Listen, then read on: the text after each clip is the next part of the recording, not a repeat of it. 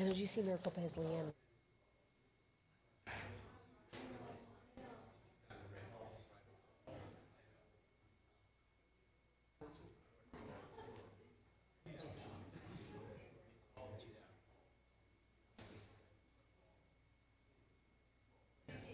Need to start?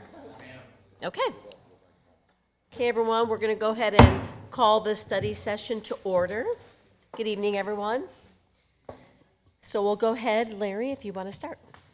Yes, Madam Mayor, members of the council, once again, thank you for the opportunity to present tonight on a couple of topics and for starting yet another study session at 5:30 for these items that we're going to cover tonight.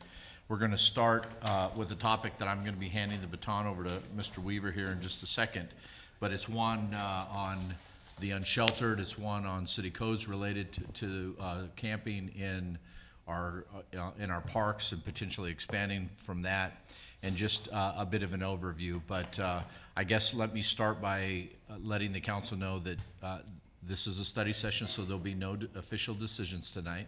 But staff is really looking for some feedback from council and some direction on a couple of things. Number one, we want to spend an opportunity to cover the topic and provide as many elements on the particular discussion as we possibly can. And so you're going to hear from a number of our department directors that have some overview of dealing with the unsheltered population in our community. It obviously is a very complex topic. It's one that many municipalities around the state are attempting to deal with. Unfortunately, there's not a lot of great solutions, and so we'll talk a little more about the recommendations in a bit, but ultimately what we're looking for is to get some feedback, some direction from council this evening on a couple of elements. Number one is the idea of whether or not you want us to begin to work on ordinances that would address some of the camping in city parks specifically, but on city property. We want to ultimately educate the council on the topic. And finally, we want to perhaps broaden the discussion past this meeting tonight with some of our nonprofit entities and social service types of programming that may be out there. And so with that, I'm going to hand the microphone to Mr. Weaver and let him get started. Okay, here we go. Good evening, Mayor and Council. Today we'll be talking about balancing access to the public property for the unhoused and unsheltered.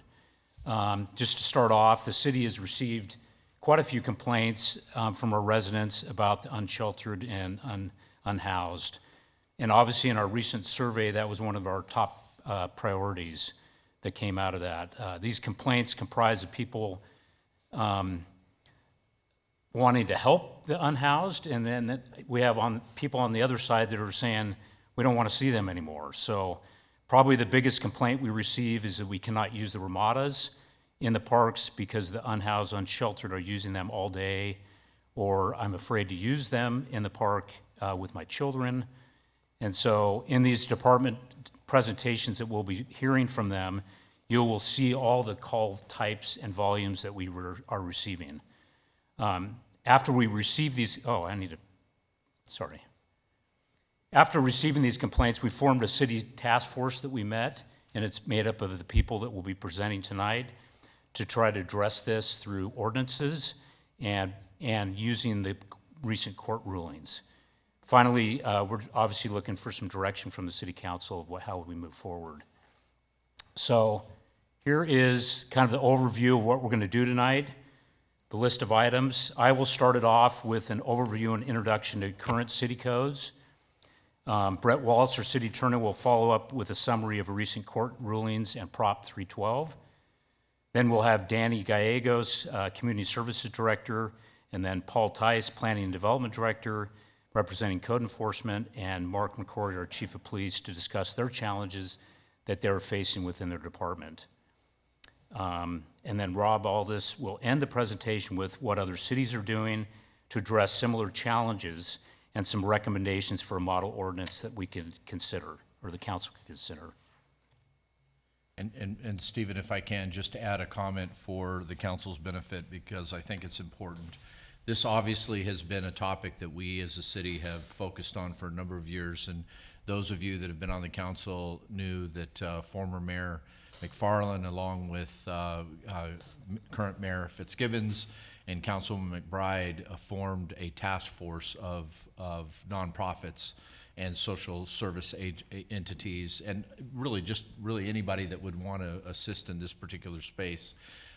Several years ago, that task force met routinely, and it originated, there was a strategic agenda that was, and focus areas that was put together by that group, and there's been some work that's been done in this particular area for a number of years.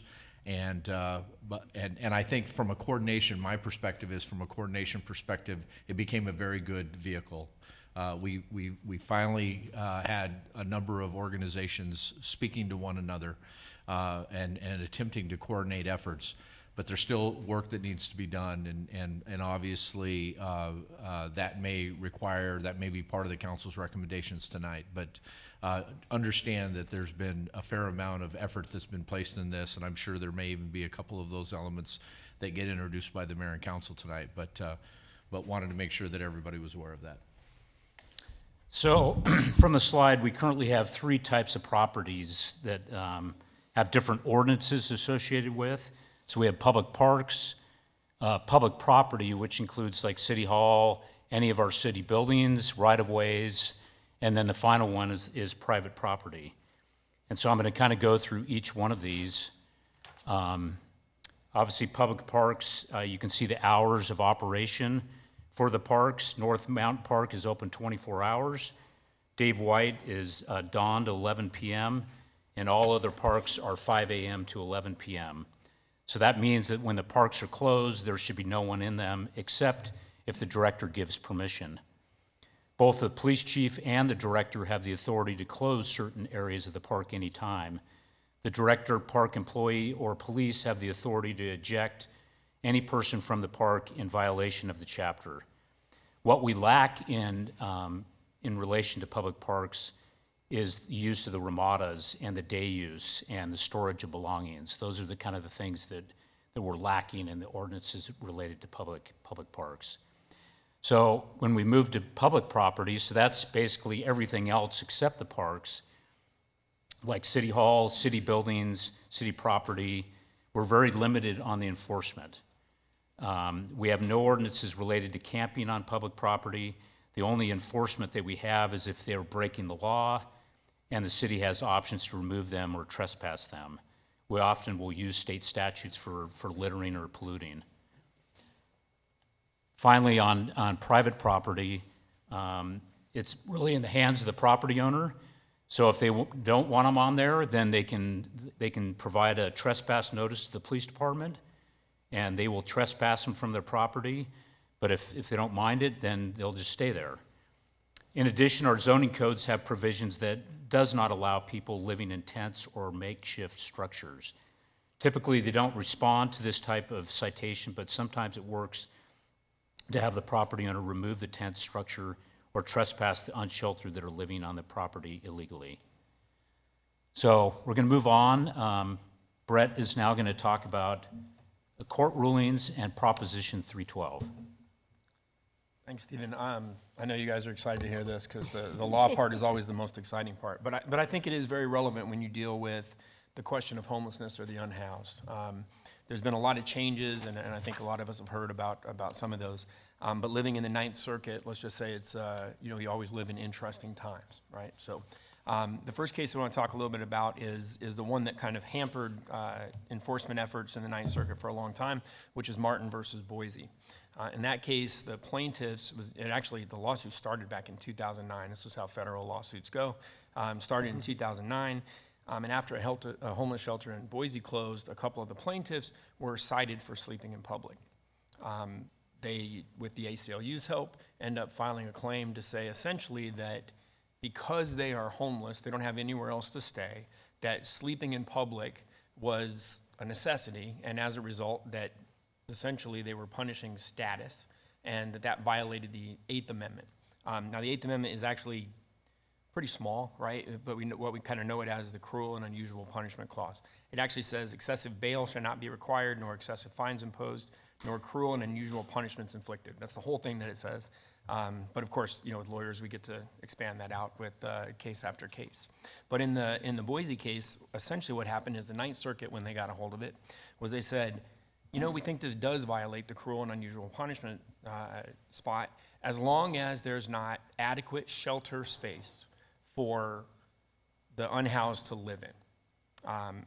And what was adequate shelter space? That was really a big question because they didn't really define what that was.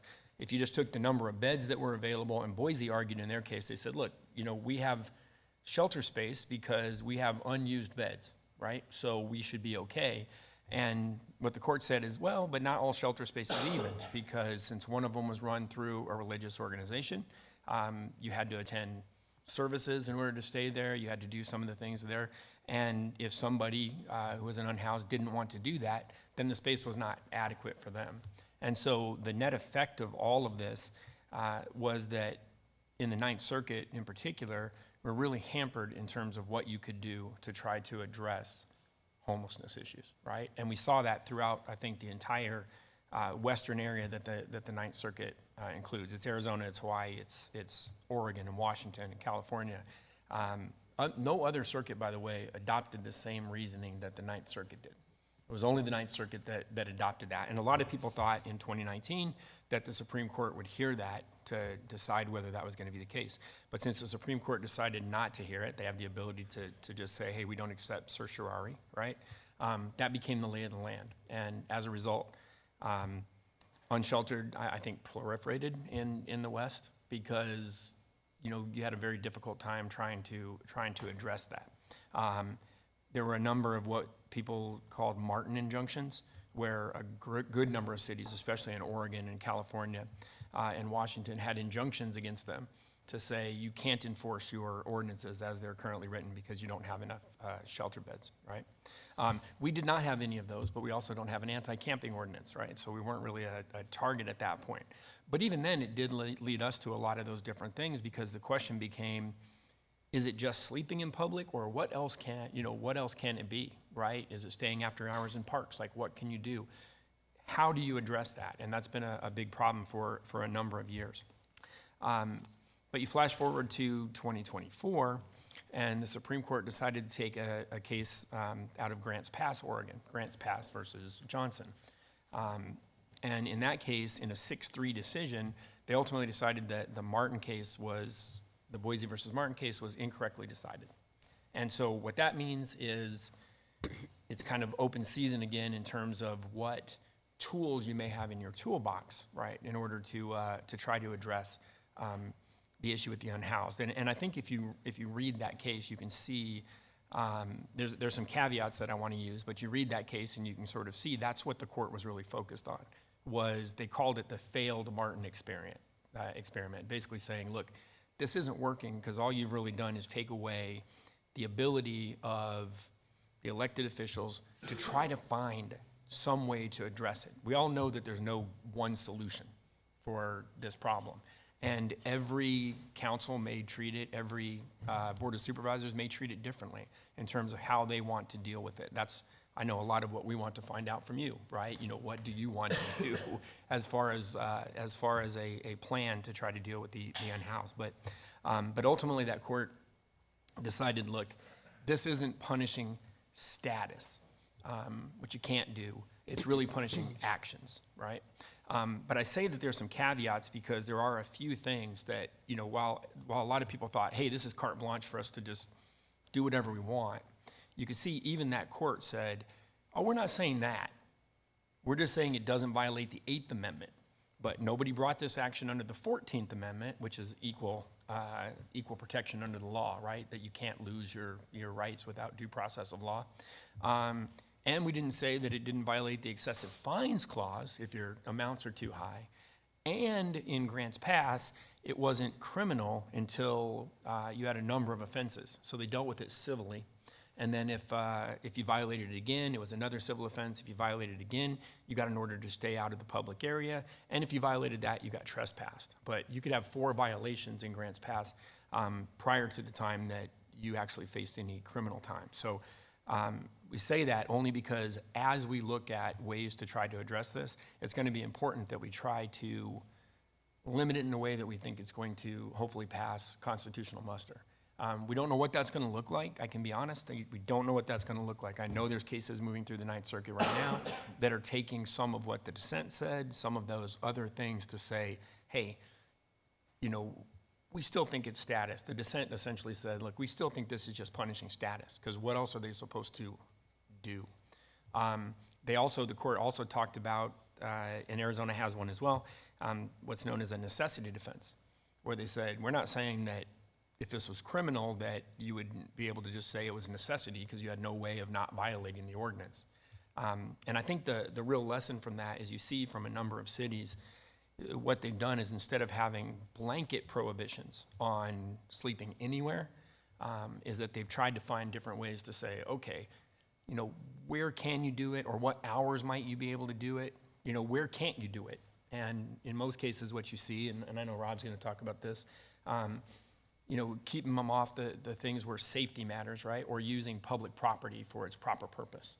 You know, trying to move them out of the parks, trying to keep them off the sidewalks when people are trying to use that, right? You know, you have issues that go along with ADA with that if somebody's trying to, you know, utilize the sidewalks and things. But it's going to be always an interesting thing. So those two cases, I think, are really important as we start to craft whatever the ordinance looks like.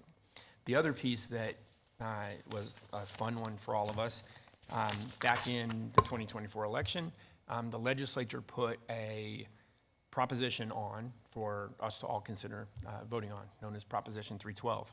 And it ended up passing with 58% of the vote. And what Proposition 312 does is it essentially allows property owners to claim a refund of property taxes in one of basically two scenarios. The first is if the city maintains a public nuisance on their property.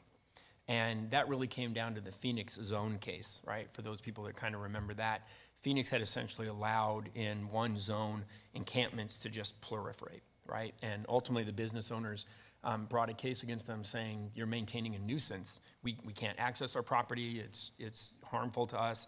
And the court eventually said, yeah, that is a nuisance, right? You need to clear that.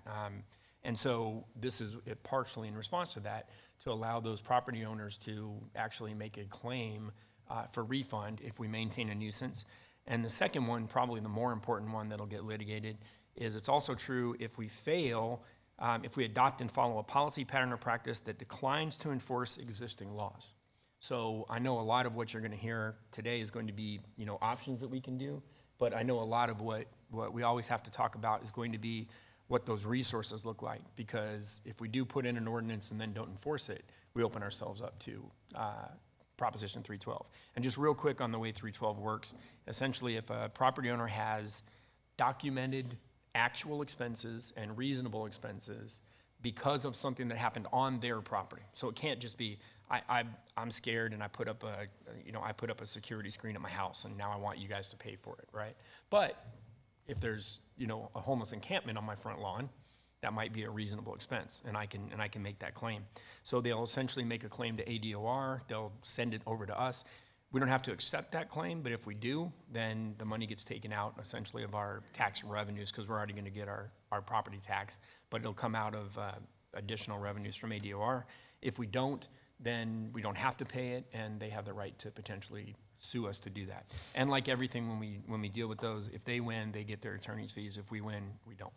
So that's kind of the lay of 312. It's gonna overlay everything that we do, because we have to decide not only what potential things we want to do, but also make sure that we have the ability to enforce what we do.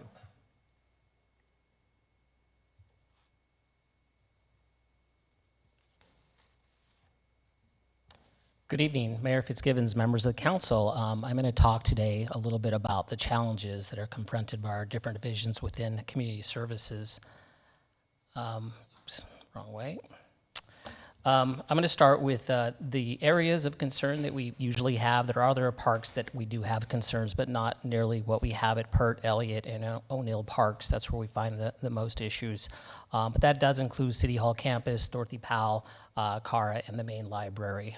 We usually call that area Civic Center when we discuss that area of issues. Some of the operational concerns I have is we implemented standard operation procedures and standards throughout our park system, which really streamlined how we do things and what we do. It has right now a big effect on those particular areas on how the staff are able to accomplish the things that I'm holding them accountable for. So from cleaning the ramadas to trash to just basic mowing, those things have been impacted in these particular areas on being able to get those things done, especially the trash and the cleanliness of the ramadas, because even if when they are vacated, they're still left dirty, so staff have to mobilize, and sometimes that's out of their operating procedure to go back to those particular areas. There are a lot of negative interactions with the park staff because of this, because they're trying to get their job done. They have to go to the next part or their next duty, so there is a lot of unfortunately, a lot of negative interaction, because they're trying to mow, and they probably have loud instruments, what they're doing with people either sleeping or in that area.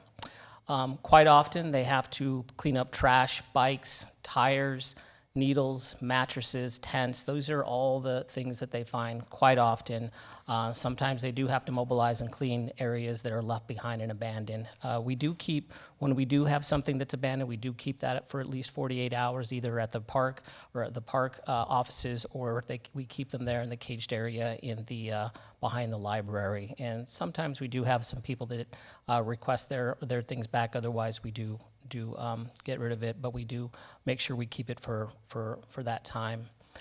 I have, and all the other staff do get patrons coming to us quite often about their concerns and their safety with the park willings, or they're unwilling to. We do have a lot of people that don't use those parks specifically. They go to other parks and they let us know. We do not actually open those restrooms at Pert Park. The reason being is because we have a lot of property damage, not just in the bathroom, but we have them in the barbecue area. So our barbecues are damaged, or there are fires that are lit in there, so we have to clean those. That takes more cleaning than just a regular barbecue. So we only open it up for reservation, which leads me to any reservations or events that happen in the park. We actually have a whole process in place that we have to go through. We actually, a few days beforehand, we actually go out and talk to anybody in the park, usually the unhoused, and let them know that something's coming forward. Again, the park rangers also follow up at night and talk to people in the park that we will have an event coming up in a couple of days. We then post signs letting them know that we will be clearing these areas, because we mentioned earlier, the director has the right to close things down, and we do that for a period of a couple of days so we can make sure it's clean. Then we have to mobilize the park staff to come in and clean those ramadas. They have to hose them down, clean them, make sure they're ready, and then we have people out there ensuring, with signage, ensuring that nobody utilizes that space until an event does take place. So it takes quite a bit of effort for us to just get a regular reservation on top of a larger event. So those are the things. Once we get those things taken care of, the parks looks fairly nice, but it does take effort to do those things. The other part is, I don't know if you've ever noticed Pert Park, but it used to, even when I started here just 2.5 years ago, was used quite frequently by kids and families. I don't see that very often unless there's an event. So that's what's taking place at Pert Park. As you can see, these are some of the photos out here. This is the ramada right next to the playground. This is very common. If it was clean, I actually would mention something to our park staff. I'm like, guys, it's clean today. It's just they have a really difficult time keeping up with it. They do mobilize as often as they can, but they do have other responsibilities in other parks. As you know, we have 20-plus areas that are responsible for to take care of. So we do have a couple of staff that do take care of Civic Center, but they can only get to so much. And when we have other events, Little League, whatever other things, we do have to mobilize to help with bigger projects, or trees go down, or any kind of storms.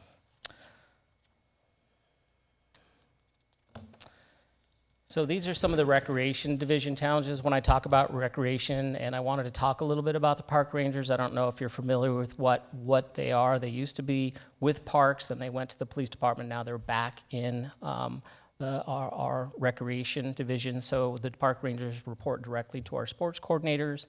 They do that because of the amount of rentals that we have out there, especially the sports fields.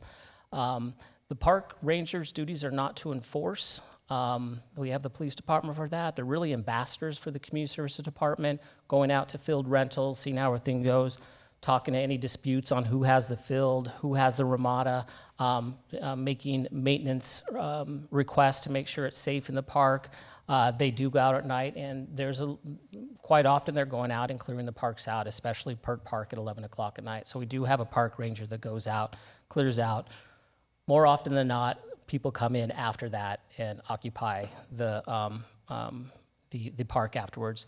If the park ranger does have to confront anybody, if they feel that it's an unsafe situation, they will call the police department, especially if they do have to get somebody to leave or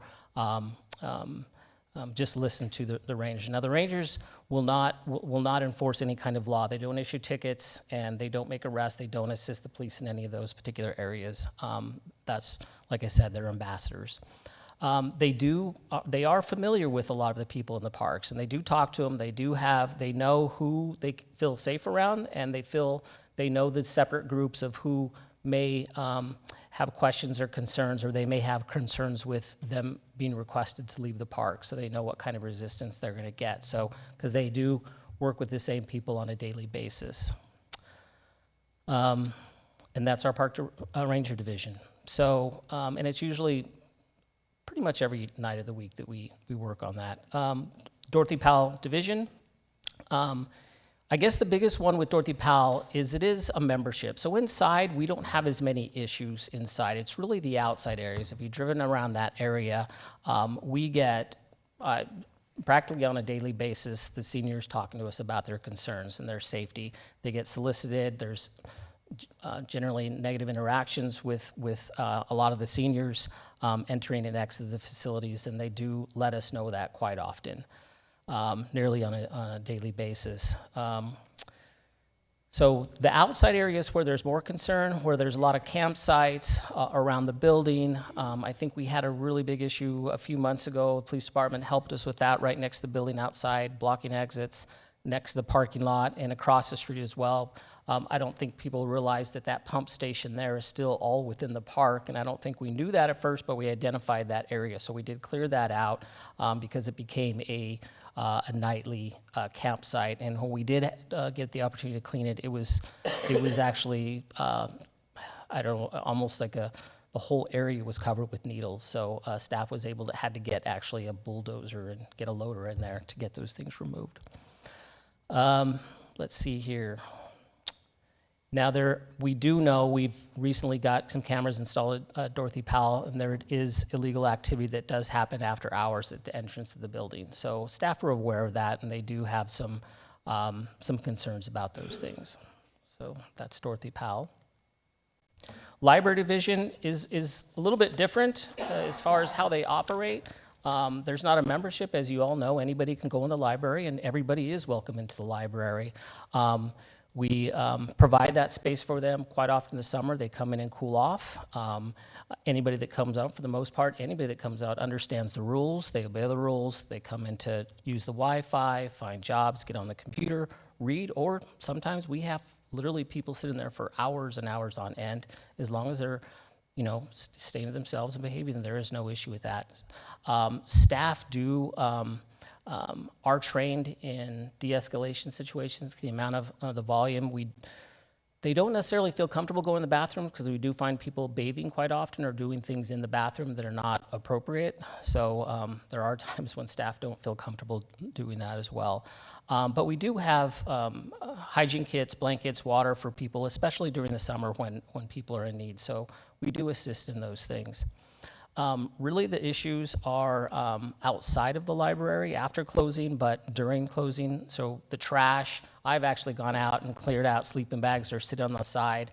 We've had illegal activity out there. We have had many patrons tell us they go to Vista now instead of the main library because of they don't feel as safe. So, see if I missed anything. I think that's it. If you have any questions about some of the operations, these are really the operational things that we deal with on a daily basis.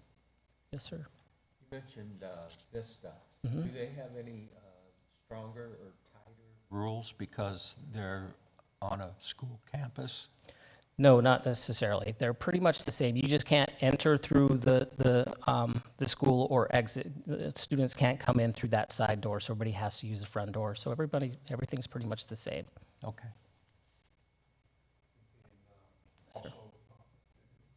I know we talked about Rangers. I think I talked to you briefly about this too, as well. Right now, currently, we have how many Rangers? We have one full-time and one part-time. And with the parks that we have, I guess those three are the name. I guess Elliott, O'Neill. I think it's the one you said, and also Pert. Elliott, Pert, and O'Neill are Are pretty. really the big ones. Yes. And is that 1.5 or 2 good enough for the parks that we have? Well, we're through the budget cycle, we'll be requesting some more part-time for that. So I don't know if it's the time to say that. I mean, but, it's a good. I mean, I believe that it is an issue. I think Larry addressed it, Steve as well. It's a delicate issue, and how we handle that as well, because there's certain things, and I know you all, and thank you for what you do for us already with the parks. Like for instance, I'll just use myself for our church. We try to use a park. You all go and let them know there's an event coming tomorrow. You have to vacate the park, and most of the time they're gone. They're gone, and they move over across the street, either Dorothy Powell or they come over here to the old auditorium. The other question I have: we're seeing more and more tents. What is our our policy now in regards to tents in our parks? We don't have a regulation that forbids actual tents. Okay. So then my question then would be, so when it becomes 11 o'clock, the ranger then already told them to leave. They don't leave, the tent's up. What happens then? Is it now police it's called, or how does that work? If somebody's available or if they can see them. So got if they happen to see it, or oftentimes they just end up staying there because they're the police departments. I mean, he can speak to that, but they're often at other calls and other priority things outside of somebody sleeping in the park at that point. And Madam Mayor, if I can just add to that, I think one of the, as Mr. Wallace has pointed out, there's been a shift in the legal elements, and to be quite candid, prior to 2024, I think is the year that that the new case came about. The city was taking a very I'll use the word passive, I guess, on the enforcement of tents being in our parks or on our campuses overnight, simply because of the lay of the land from a legal perspective at that point. And so tonight's meeting hopefully will give us some direction and that will allow us to build a plan and which may include enforcement. I suspect that's something that is going to be discussed later on, but ultimately will allow us to embed programming or a plan into our fiscal year 26 budget as well. So I'll pause there, but Danny, I don't know if you want to add anything. Yeah, just to the tent part itself, for enforcement purposes, for us to be able to enforce something, an enclosed structure would be easier for us to enforce a tent, because oftentimes, with ball games, people being out tents, but they only are an umbrella. They're just a shade structure opposed to an actual enclosed structure. And even an enclosed structure, you have to get a permit to do that. I think a temporary use permit to do some of those things if they're a certain size. So those things might be easier for us to deal with if there were something that included enclosed structures, which would include a tent. So to not take away from shade structures, because we're going to see those all the time. Agreed. Thank you. And before you move on, so Larry, you said we were passive, but part of that is because we don't have a shelter, right? And the lack of beds for homeless, is that correct also, why we took that approach? And I'll let Mr.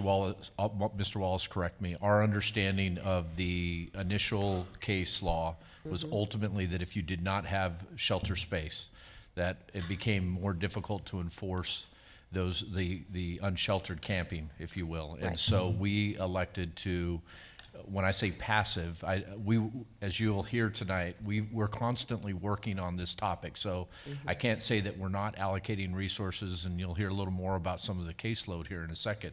But ultimately, we were attempting to abide by the law that was in place at that point to ensure that the city did not have litigation against us. Right, okay. Thank you. Good evening, Mayor, members of council. I'm going to speak for a little bit on the challenges that are faced by code enforcement as we try to implement our responsibilities that we have under the existing city code for complaints that we might receive about homeless camping. Now, code enforcement, as I'll talk about in just a second, kind of has a broad responsibility under the zoning code for homeless camps that are prohibited on both private property and public property. I know this evening we're talking public property, but you know, our responsibility and our resource that we allocate to this problem is probably equal to homeless camping on private property as public property. So our specific challenges are removing homeless who have constructed illegal homeless camps on public and private properties. Now, we happen to have a specific provision of the zoning code that says it's illegal to use a tent or any kind of makeshift structure or even an RV to camp in them outside of properly zoned campgrounds and RV parks. So homeless camps, if you will, regardless of kind of where they are technically a violation of the zoning code. Now, how we approach enforcing that is we don't cite the homeless individuals who are camping. We contact and give a notice to the property owner. Say, hey, property owner, you have some homeless camping activity on your property. That's a violation of the zoning code. And are you kind of concerned about it? We've had some citizen complaints. Typically, that's when we respond. And if the property owner says, yeah, I'd like to, I'm concerned about that, I didn't authorize it.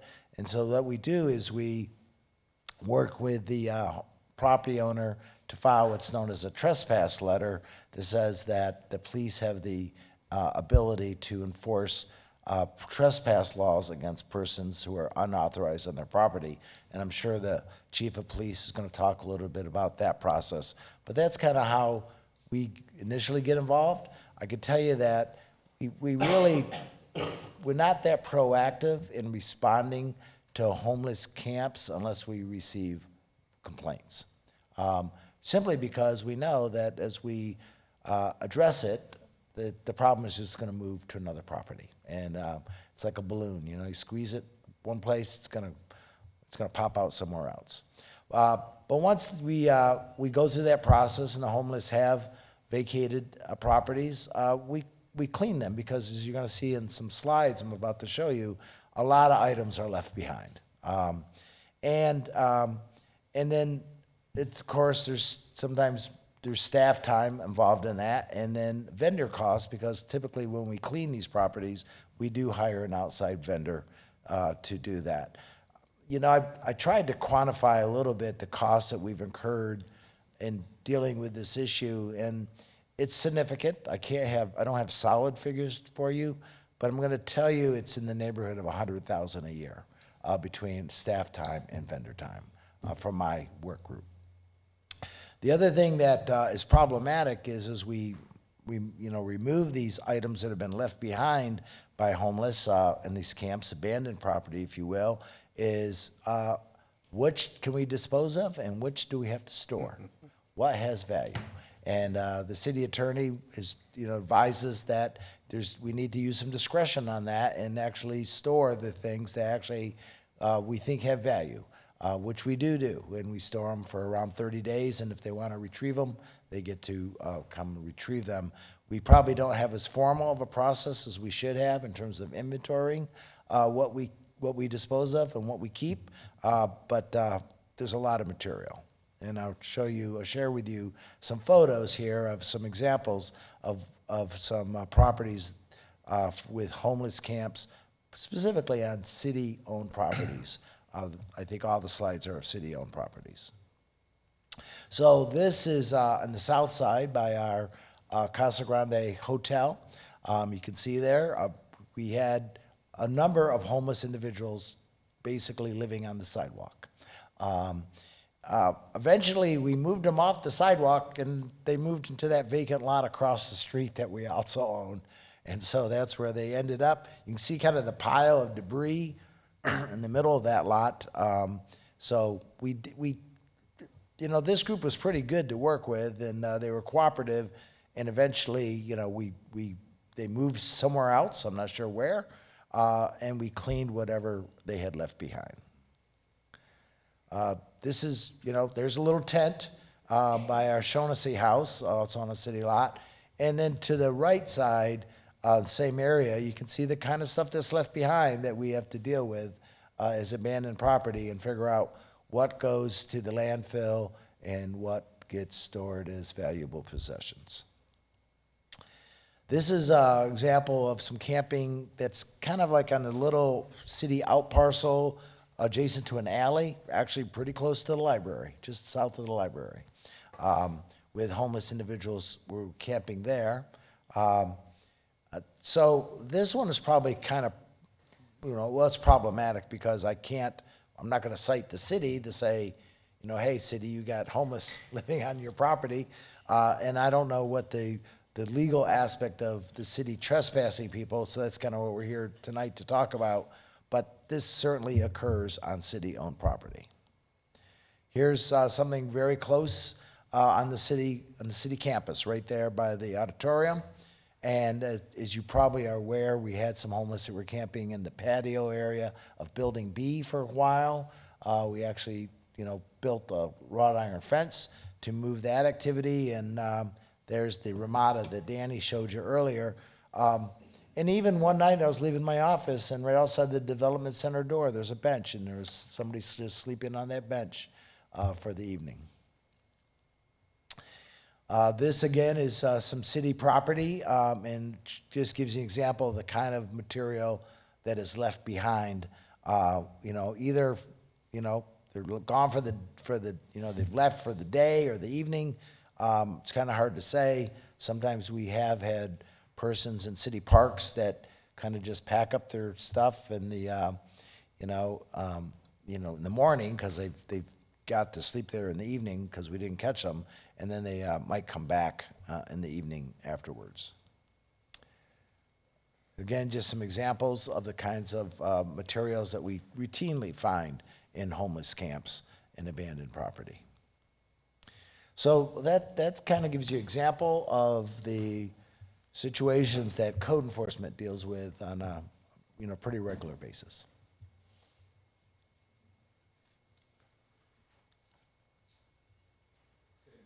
Council, Mayor. I'm going to try not to be redundant on a lot of the topics that came up because I think we all experience a lot of the same issues dealing with the same problem.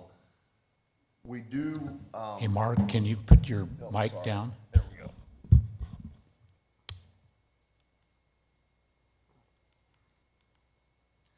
We do recognize the fact that being homeless isn't a crime and probably should not be handled as one. However, that doesn't mean that it isn't a problem for us and other city departments. What we do, we frequently run into those who are truly unhoused and those who choose to be. But regardless, we get a ton of calls dealing with the issues, either from citizens, businesses, property owners, and such. And to give you an idea, I put some numbers together from 2023. We received 850 calls dealing with homelessness. And on these, 131 times we specifically had contact with individuals. In 2024, we received 668 and ended up having contact with 95 individuals. Year to date, we've received 103 calls and made contact 28 times. It would seem like the numbers are going down, which would mean that the problem and the issues that we deal with are getting fixed. But quite honestly, I think that people are realizing when they call us on this issue, there's very little we can do, so they don't call. Or our officers aren't marking them down or coding them as dealing with homelessness or on-house individuals. Some of the issues that we are dealing with from a police department is we actually have no authority to move what are obvious encampments from our parks. Our officers have gotten very good at suggesting that people move, or that, like they said earlier, there's gonna be an event here, it might be better if you weren't here tomorrow morning. And we get a lot of compliance based on that, but we really have no authority if somebody just says no. When we get into private property, it's hard for us sometimes if we don't have trespass letters from the property owners to do anything with the encampments on that property, because we have a hard time locating, as policemen, locating the owners of the property. Paul, I believe it was, touched on a little bit. When we do have people that are, we move encampments or we move individuals, a lot of times when they move, they leave a lot of property behind. And it's kind of like, I don't know, it's kind of like a garage sale where somebody's trash is somebody's treasure. And we may look at something and think, well, this isn't any good, we'll throw it out. And a day later, somebody comes back and says, hey, you didn't safeguard my property. And I think it was San Diego, I believe, that paid millions and millions of dollars in not maintaining people's property. So we are at a loss of what to do with property that's left behind, or we're forced to stand there and extend the time we're on this call until they move their possessions out of there, which only takes up more of our time. I hate to use the word wasted, but we do have many hours of our staff hours wasted on some of the chronic homeless that really don't want our help. They don't want to seek help. They don't want to be off the streets. That's their lifestyle. They want it. But that doesn't stop Mr. and Mrs. Smith from calling us in that they can't take their child to Dairy Queen on the boulevard and walk across and sit at a Ramada and eat an ice cream cone during the day.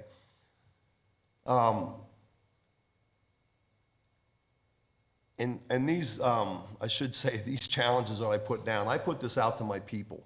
And anything that I got back that was more than 2 or 3 times, I listed it, because I figured if a couple people were having it, everybody was having it. One of the things that came up a couple times is just sheer frustration that comes with the expectations of citizens and everybody to try to get us to figure out how to take care of an issue that we have actually no power over.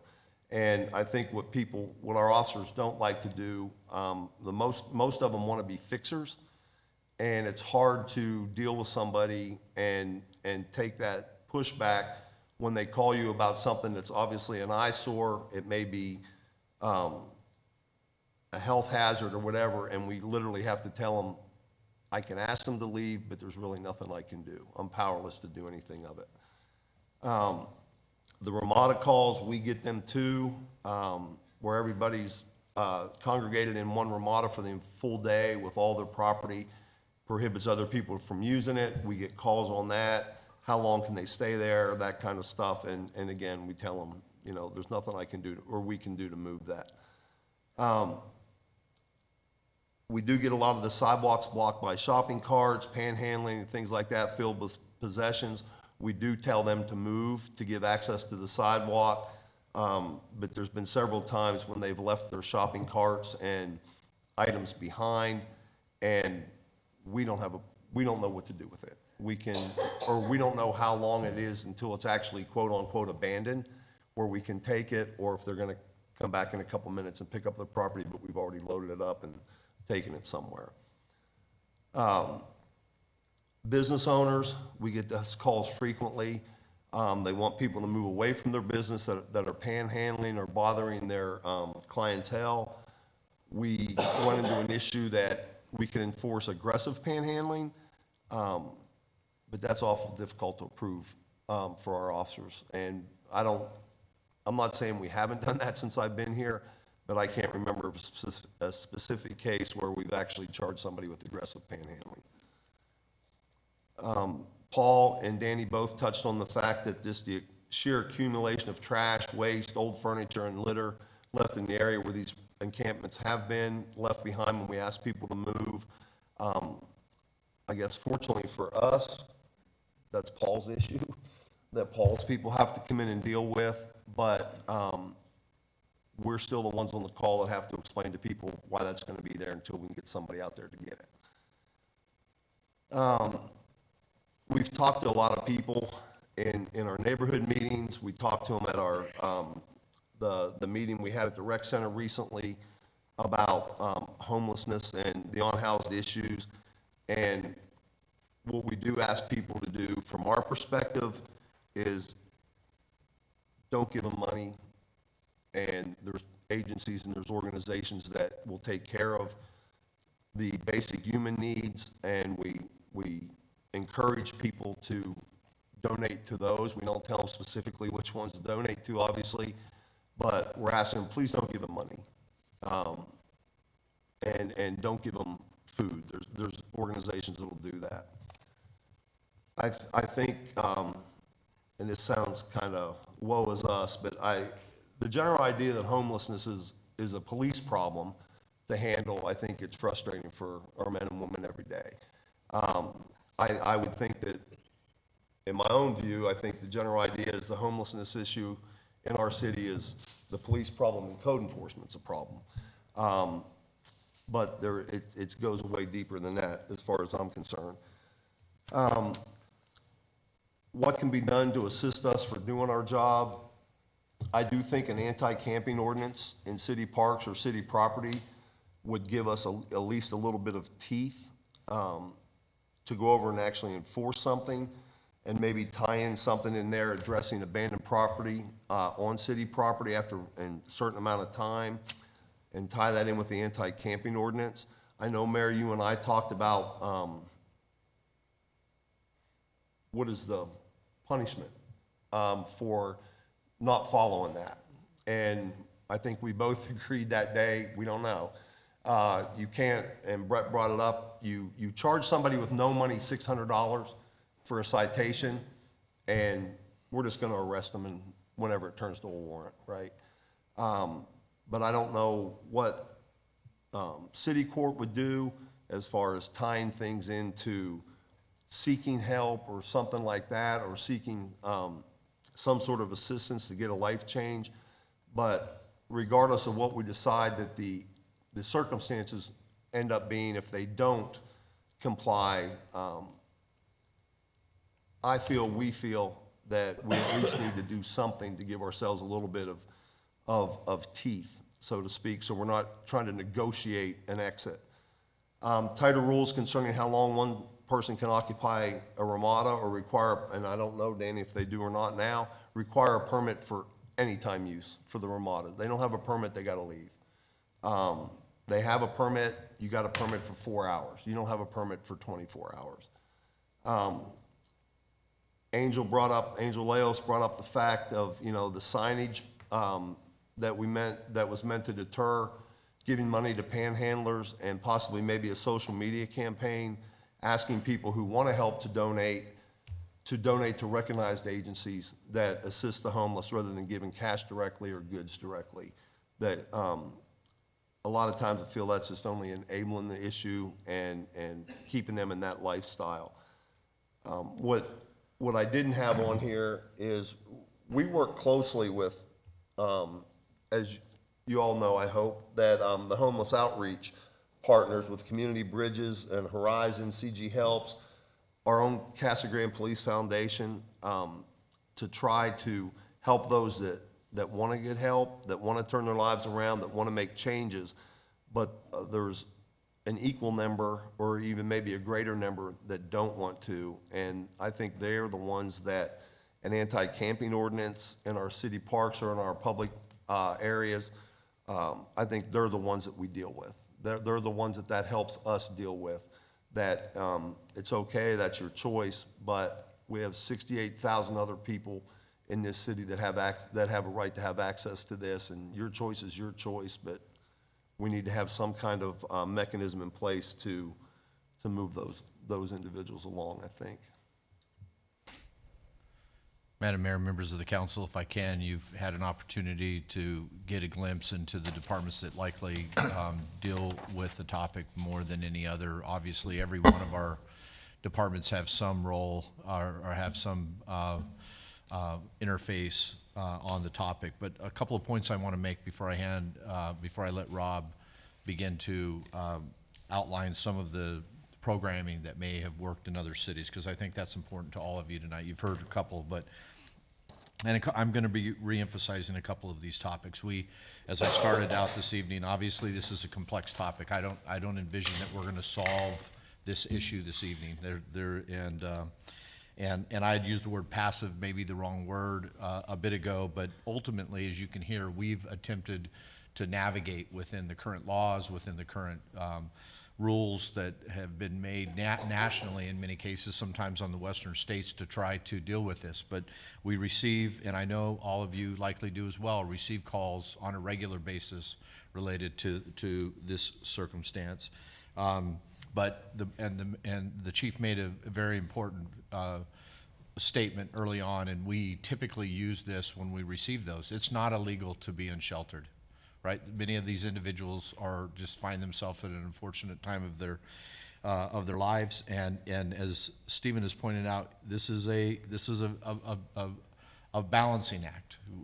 We all know that, and there's going to be strong advocates for what the city ought to be doing related to the unshelter, and we have others that believe that we ought to find a mechanism just to move them out of town.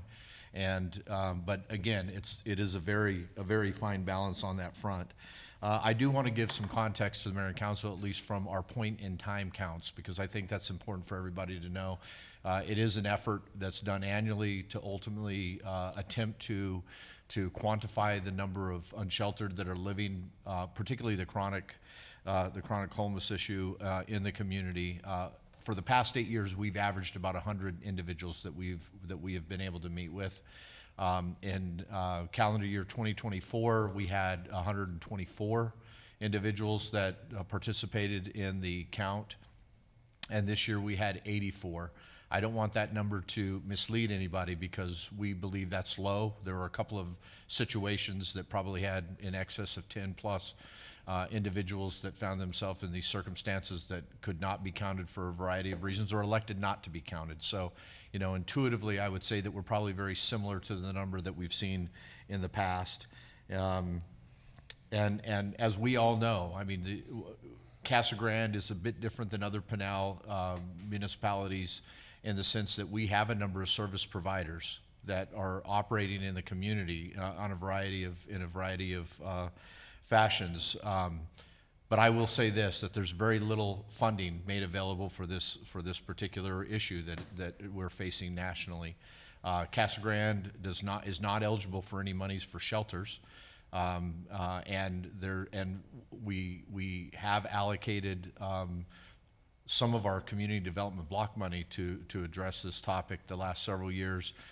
To those agencies that are typically nonprofits that are dealing with a variety, what I consider to be a broad band of services to individuals in this space. But there's a number of organizations that are eligible for money, or they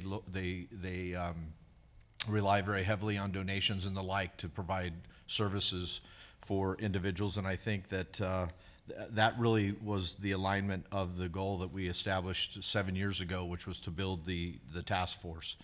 And so I guess, and I do want to address the topic that Mr. McCrory brought up related to the courts and the enforcement component.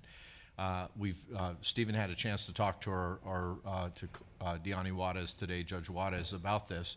And she obviously sees it a lot, and she's really open to any type of solution that we come up with. There's probably, again, going to be a mixture of items that we'll put together in a final plan.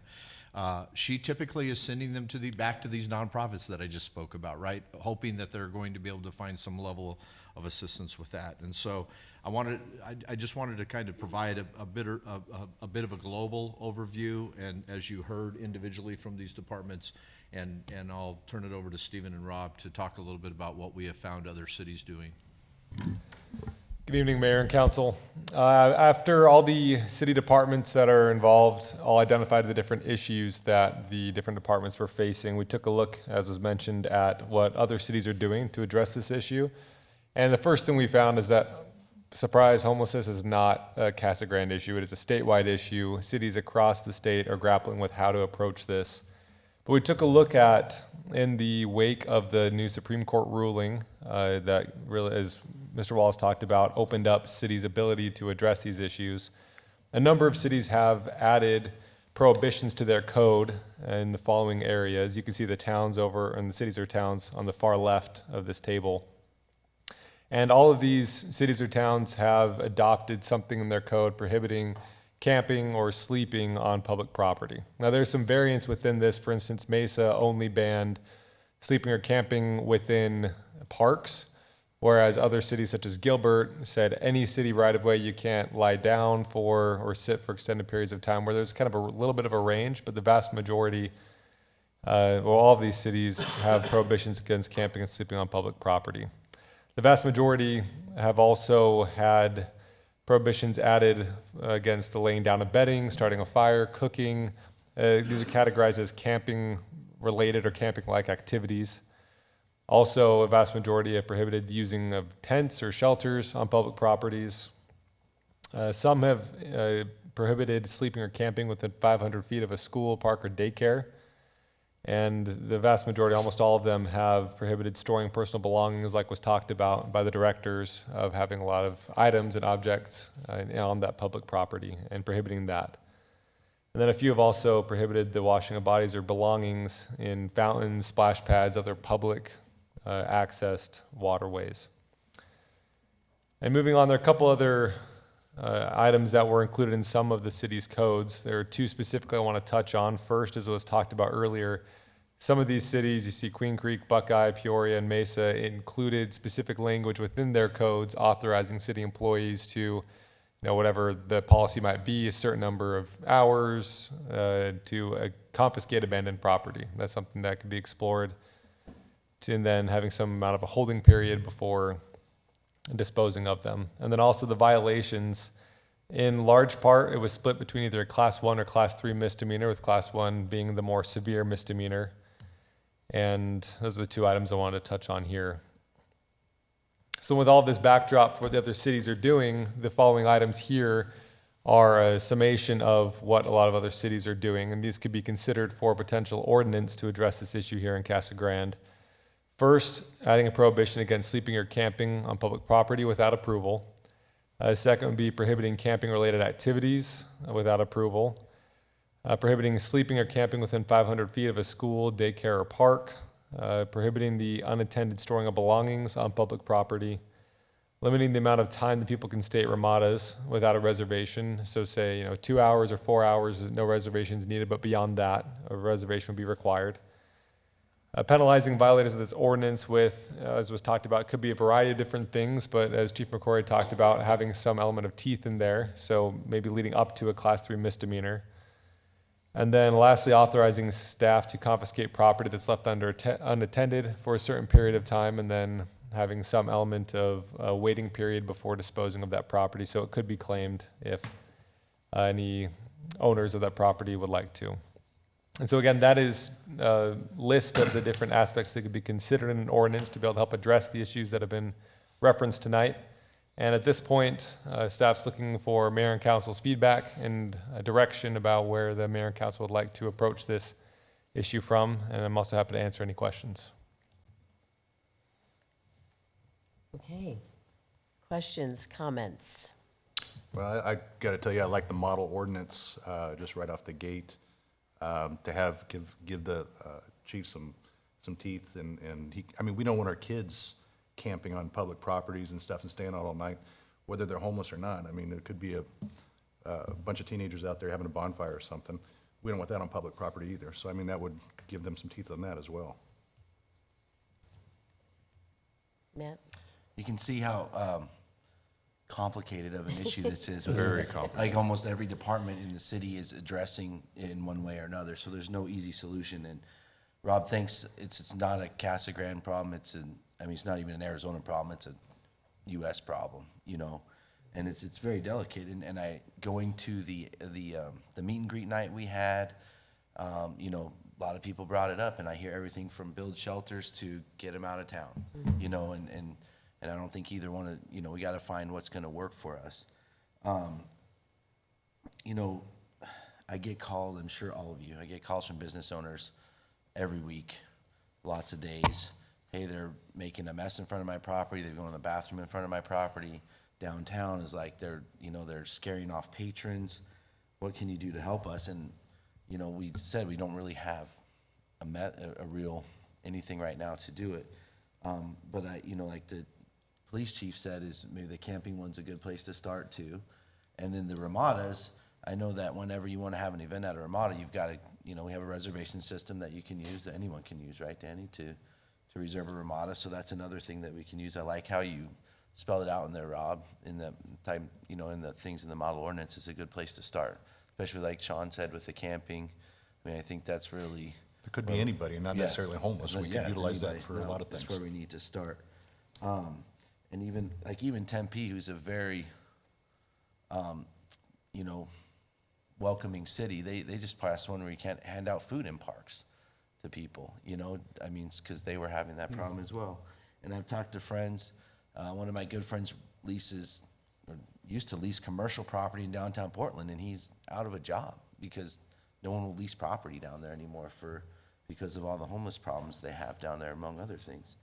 So, I mean, it's just something that we're gonna have to handle delicately, and I know the police is really involved already with, especially, the deputy chief on the CG Helps organization, and Mayor Fitzgibbons, former Mayor McFarland, Councilman McBride, they did a really good job of starting this program of giving people help, and there's been opportunities for people to go to temporary shelters, shower services, all kinds of stuff, and there's people in the community that want to help, and it's up to us to get this ordinance down and then direct people to get the help, and direct people, if they want to help, here's the proper channel to do it, like Chief McCrory said, like, give to these organizations because they're the ones that are equipped to help these people, if they want the help. Not to the is another thing. panhandlers, Yep. yes. Thanks. Thank you. Bob? I think that, I love the ordinance, and I think it would be a good tool for law enforcement. Private property, we have a path. I know it's sometimes a headache, but we at least have a path if we can find the owner and ask them to do a trespass letter. The next logical question, I think, is to Brett on that potential ordinance. Will that survive a legal challenge? And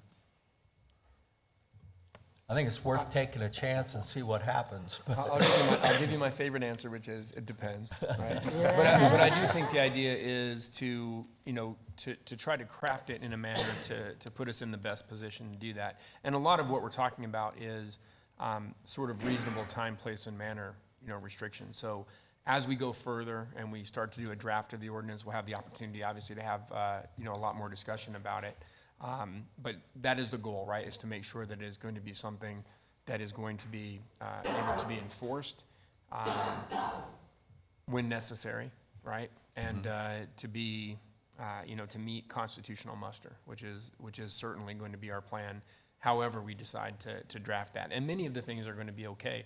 We're just going to have to make sure that we give, like, for example, when we remove property, that we're going to give them 30 days to get it back, right, in order to meet the constitutional prohibitions.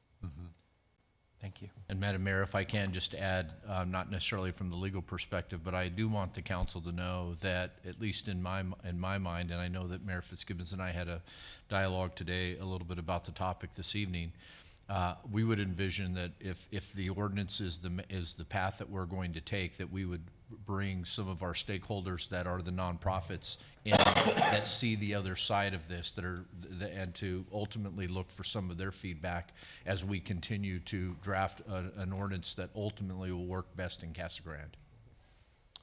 Yeah, I got another one too. I agree with what Larry just said too. I did get the opportunity to talk at Faith Alliance with Officer Leos, as well as our city judge, and having a group together. I think Chief mentioned that towards the end of us coming together and those other entities that we have in our community to help us make sound choices and decisions with this delicate situation as we move forward, to have something in place, as Councilman Dugan said, that does give our police a little teeth, as well as our city. But I want to say this, Chief, I don't believe this is a police thing. I think this is a city thing. It is. So I want to it's not police. This is a city thing. But whatever we do, we know we have to come together and put something in play that's going to pass, where we'll be able to enforce, and also to give them the help. We have these other entities in place to try to help them, and as Chief said, sometimes they don't want the help. But at least we're offering it. We're offering it. If they accept it, they accept it. If they don't, then we have to have the teeth in place just to help us as well. I know that, Daniel, your team, they do a great job. They clean up a lot of stuff, because a lot of stuff, even the slides out there, the slides in Per Park, it's bad because they do a lot of other things on them. And so that's why we don't see a lot of people there anymore. That Per Park was a place where I'm from here. So we had our 4th of July was right there in that park. We had our races right there in that park. And of course we would like to have it back like it used to be, but time brings about change. But we have to learn how to adjust with the change. And it's a delicate situation. As we grow, it's just part of our growth process.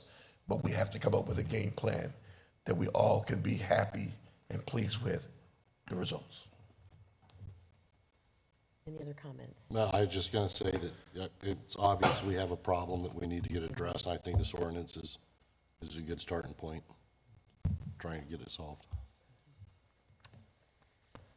Well, I just wanted to thank all of you for Mayor Fitzgibbons? this presentation. Oh, sorry. I do you got have another one comment? more quick Sure. comment for private business owners and stuff.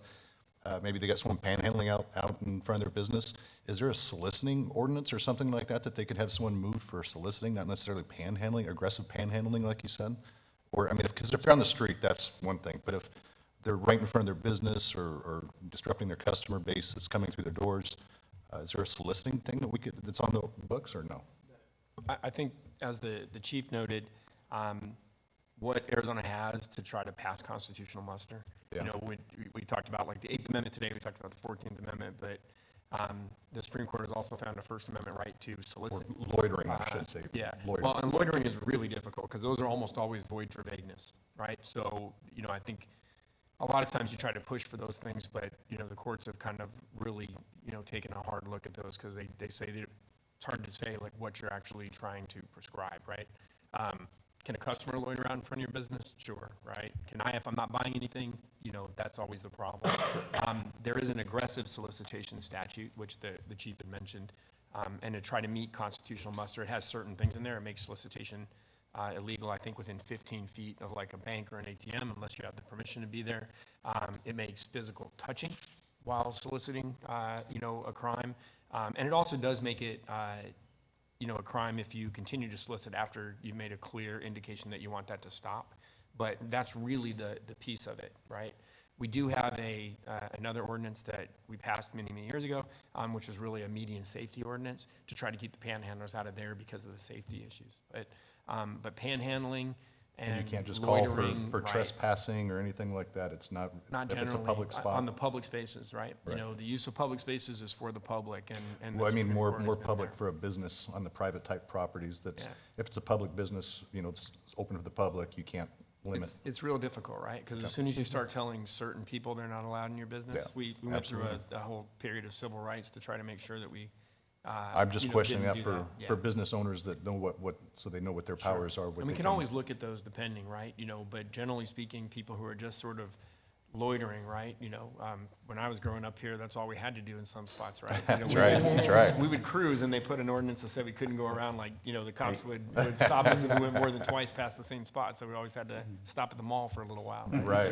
To make sure we didn't get a ticket. But those are all things that I think we all have to look at in terms of ways to deal with that and do the best we can to try to address those. And I think you've heard, the officers will do the best they can to try to, and they've gotten really good at having conversations with them to sort of say, like, look, this can become a problem, right, for disorderly conduct, or it can become a problem for something else. So maybe you should just move along, and they generally, they generally will. And I think we all say the same thing. I know I do when people say, hey, these guys are doing X or they're doing Y. It's like, call the officers, right? If you see them doing something that is illegal, if they're using drugs, if they're doing anything else, call the officers, right? We know they're busy, they're going to do it. But if they can see you doing something, right, they can address those, right? It doesn't, the prohibitions from Martin and all of that never stopped us from enforcing other criminal laws that we already had in. It was really just about sleeping in tents. One more quick question about the homeless population that we do have here in Casa Grande. As you've reached out with them over the past few years and stuff, are they generally longtime residents of Casa Grande or citizens of Casa Grande, or are they implants from other cities that have moved from California, from wherever, that have migrated here to Casa Grande? Mayor Fitzgibbons, Councilmember Dugan, unfortunately, the survey that we are allowed to take for the point in time, we cannot ask those questions. I will tell you that that many of our employees have become familiar with a number of them, and we have an indication there's a dialogue that takes place. We have talked about mechanisms to try to gather more reliable data, and that'll be part of the discussion that we continue to have as a staff. But today, the answer would be no. Okay, thank you. There is a range on that survey, but it doesn't give specific years, that on that survey. But I know we're limited with time, and literally I can talk about this probably for 2 hours. We've been, myself and Mayor McFarland and Councilmember McBride were very active, and this is one of the most difficult things that I face as a council member here in the city of Casa Grande. I've participated in the point-in-time counts for the past 10 years, and so I see the homeless, I see their faces, I talk to them, I ask them why they're homeless, and so that's one thing that we have to remember. Like you said, Chief, it's not illegal to be homeless. And so we have to do everything, and we've been trying. Our police department has been great.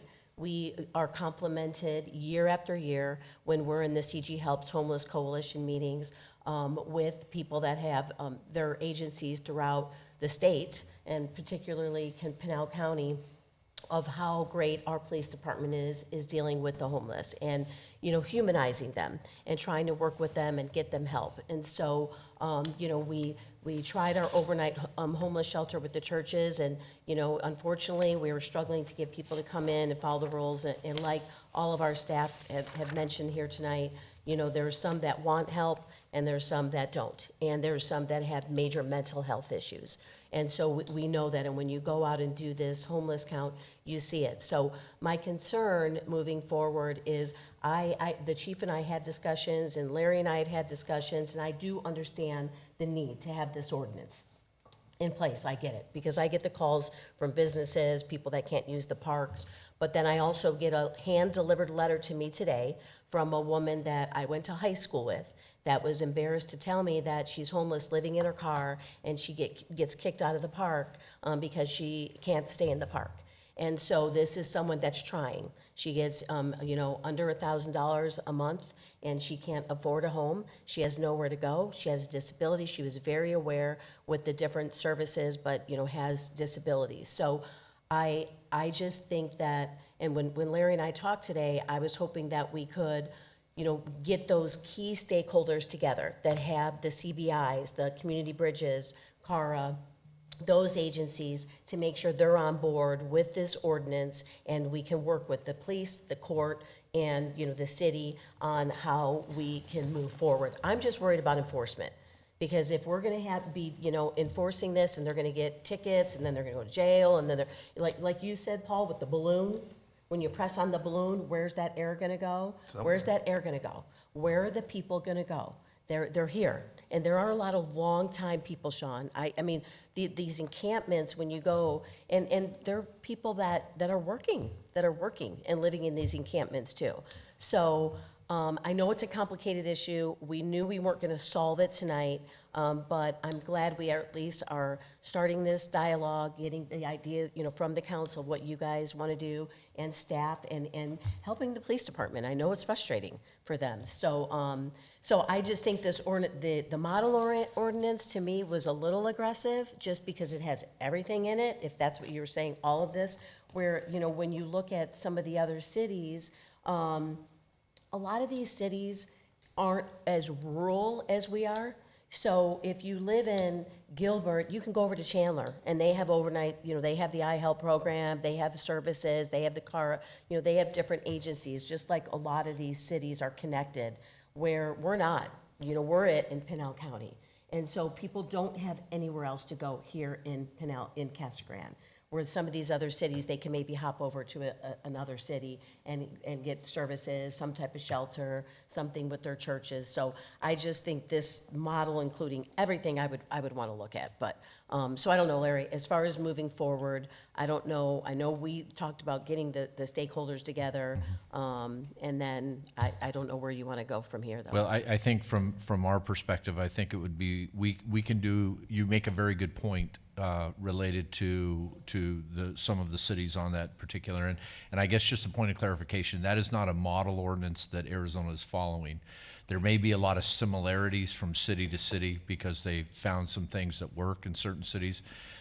It really, each city is crafting their ordinance to best fit their needs, is what I want to make sure that everybody's aware of. I'm getting the direction that we ought to at least start putting something together to continue the dialogue, and we can certainly begin to do that as a staff, and again, reaching out to those key stakeholders.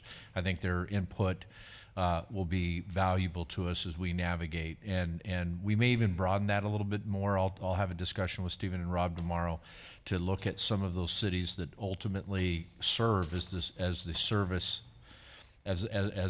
area, right, to other locations. Because I agree with you, Mayor, I do think we find ourselves in that situation in Pinal County today. And so we'll do that. We'll begin to circulate it with council. We will likely be having additional study sessions and continuing to provide some dialogue.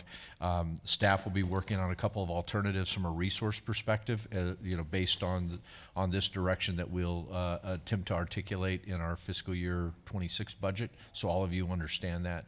What we may be proposing as part of that as well, if that's fair. Okay. And Mayor, I apologize that, and we've left Mr. Stabley with just a few minutes, but I was going to ask. I know he's very good at what he does in these presentations. I was going to ask Mr. Wallace whether or not we ought to call the regular meeting to order, or just continue down this path and take a break after we get done with that. We could, generally speaking, we'll, you know, finish the study session first, right? I mean, so we have that, you know, that option. Okay. You could also postpone the study session, but then you're gonna have to come back afterwards. So Okay. I'd say you just So we'll move go forward. forward and take a break if you need one after that. Okay. So Jerry, you have 4 minutes. I'm kidding, just. Mile and 4 minutes. So in this case, roll. Thanks for your patience. Oh, thank you for the opportunity to be, oh, yes, thank you, sir. Thank you again for the opportunity to appear before you today. And I do have a very short presentation for you. On behalf of the volunteers and staff of the AARP Achieve Pinal, we thank the City of Casa Grande for providing a home for our program and strong support for this third grade reading program. As I've said before, being able to read is the key to a child's future. Students first learn to read in their early school years, and then after third grade, they read to learn. So first they learn to read, then read to learn. But in Pinal County, 66% of our third graders are not reading at grade level. And a child who's unable to read at grade level by the end of the third grade is 4 times more likely to drop out of high school. And 1 out of every 10 young men without high school degrees will end up in jail, unfortunately. So we attack this program attacks this problem with trained volunteers, 45 years and older. We provide one-on-one tutoring to improve students' reading skills. And as you can see in the picture, we do it both in person and online, and I'll get back to that again a little bit later. Over the past 4 years, this program has given the gift of reading to almost 700 students.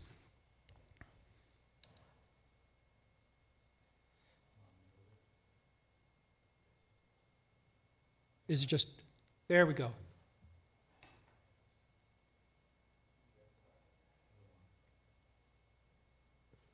I'm spending half my time trying to do this. There you go. For me. Thank you, Stephen. Okay, thanks, sir. So the program has expanded. There's a couple slides here. The program has expanded to 9 school districts all in Pinal County, stretching all the way from Superior to Stanfield. Over a quarter of the students and 1/3 of the schools are in the Casa Grande Elementary School District. So this is still our home. This is still where we have most of our efforts. But no matter where we're tutoring in Pinal County, the students that we work with will be better prepared for the jobs that you are offering here in Casa Grande. You have a lot of industries coming in, a lot of industries here, and they will be better prepared to fill those jobs. Because in 9 short years, if you're a third grader, in 9 short years, you can graduate from high school and be out in the job market. And 9 years, as we know, goes by like that. Stephen, if you could show the second slide. So this just shows the rest of the school districts that we're involved in, and you can see there's 9 school districts. Next one, please, sir. So between the last school year and the current year, we've added one-third more tutors in schools. And our goal is to have 100 volunteers tutor over 300 students. And I have an update from the information on there. In the current school year, we are now up to 95 tutors, and we are tutoring 297 students. So you can see when this chart was made, we had 238. We recently got a group of people from Ropes and Ranch to help us out, and so we are just about at our goal for this year of 300 students. Next, please, sir. And the 278 shown there, that includes summer students. So the first chart was full year students. This includes summer students, the 278. So we'll be way beyond that this year. And last year, 83% of our students moved up 1 full grade level or more, and 38% moved up at least 2 grade levels in their reading. And that is way beyond what they would experience in their regular curriculum. Next, please, sir. So 2 takeaways from this. There's a lot of information on there, but 2 takeaways. The program benefits both students and the seniors who provide the tutoring. It gives the seniors a sense of responsibility, gives them something to look forward to, and it really is something that is very fulfilling for people to do. I tutor as well, and it's a very fulfilling thing. And the relationship, the second thing up there is the relationship that's created between the tutor and the student gives the student confidence that they did not have before. And even when we tutor students just for a couple months, it's amazing how much progress they make in their reading. And a lot of that is because of the confidence they gain from having an adult that cares about them and wants to spend time with them. So our 2 requests tonight for you. Number 1 is to please continue to fund this important program. And number 2, if you know anybody anywhere in the United States, again, we tutor online so you can do it from anywhere in the country, who has time, who likes working with kids, and is comfortable with the computer to help us out as a tutor for this program. And I'll give Stephen some more work here. Stephen has done a great job of being our staff contact. So if you contact Stephen, I'm sure he can send me the information. So again, if you know anybody, an aunt in Miami who's kind of bored, please let us know, and we'll recruit her. That is my 4 minutes, Madam Mayor. Thank you, Jerry. Thank you. Any questions for me before I? Just thank you for, it's so nice to see how this program has built up so much too from the beginning. How many years did you say? We are now in our 5th year of tutoring. 5th year. Yes. So congratulations and good job. Thank you. Thank you. Thank you. Thank you. Mm-hmm. And for the new council members recently seated, the Chief Pinal actually operates under the Pinal Economic.